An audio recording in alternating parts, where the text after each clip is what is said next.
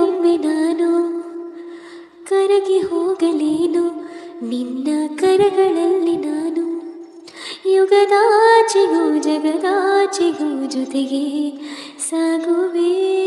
ಕಡಲೆಲ್ಲುವ ಎಲೆ ಸುತ್ತುವ ತರವೇ ನಿನ ಸೇರುವೆ ನನ್ನೊಲವೇ ಸಂಜು ಮತ್ತು ಗೀತ ಸೇರಬೇಕು ಅಂತ ಬರೆದಾಗಿದೆ ಇಂದು ಬ್ರಹ್ಮನು ನನ್ನ ಜೀವಕ್ಕಿಂತ